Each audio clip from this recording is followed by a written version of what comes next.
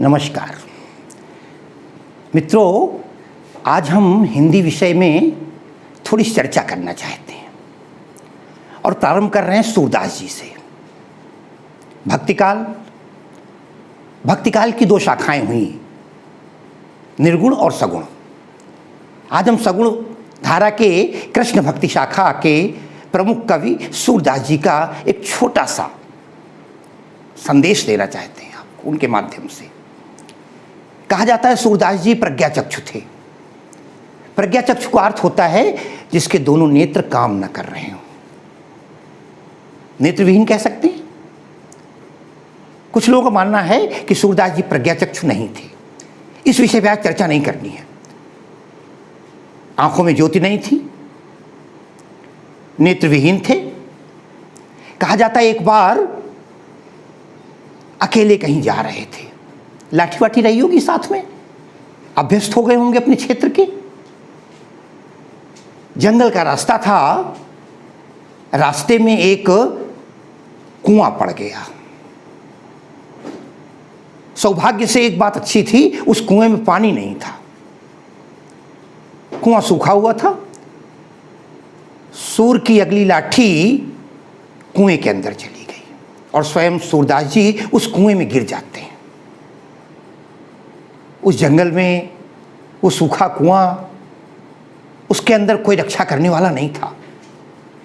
कहा जाता है कई घंटे बीत गए, भूख और प्यास से सूर परेशान थे। केवल एक सहारा था और वो था कृष्ण का। कृष्ण के भक्त थे।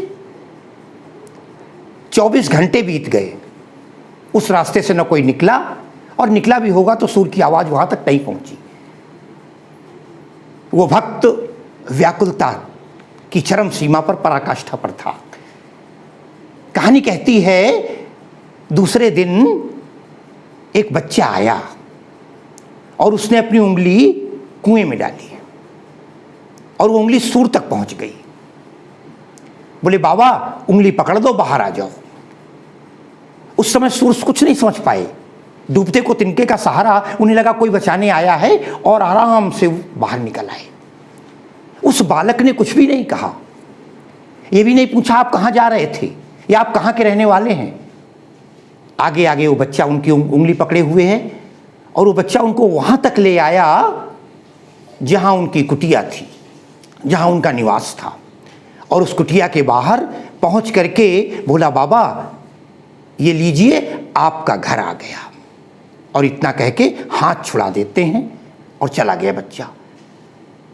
हाथ छूटते ही कहा जाता है सूरदास जी को बड़ा तेज झटका लगा, अंतरात्मा हिल गई। जो उनकी बुद्धि अभी तक काम नहीं कर रही थी अब काम करने लगी। उन्होंने कहा मैं कुएं के अंदर, कुआं इतना गहरा, एक छोटा सा बच्चा, उसकी कितनी बड़ी उंगली हो गई कि कुएं के अंदर तक पहुंच गई। और दूसरी बात तो ये, उसने मुझे बड़ी आसानी से बाहर निकाल लिया। इतना ही नहीं, मैंने बताया भी नहीं मेरा घर कहाँ है, घर के यहाँ द्वार तक आकर पहुंचा गया, कहाँ हो। तब उन्हें एक एक रोमांचित हो उठे और बोले कान्हा कान्हा कन्हैया कहाँ हो। और वो नटखट नंदनंदन गोपाल जो उनकी रक्षा करने आए थे, झोपड़ी के कोने में खड़े हुए बाबा सूरदास को देख रहे थे। ये नहीं सोच पा रहे थे कि मैं कृष्ण को देख रहा हूं सूर, या कृष्ण स्वयं सूर को देख रहे थे।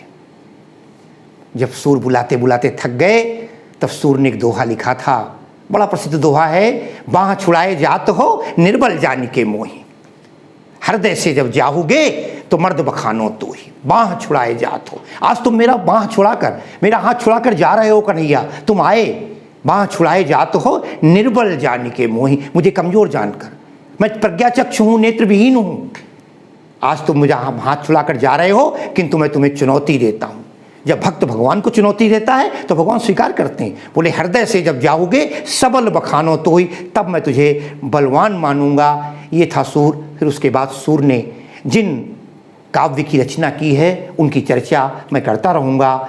सूर के साथ ही बोलो नंदनंदन कृष्ण भगवान की जय।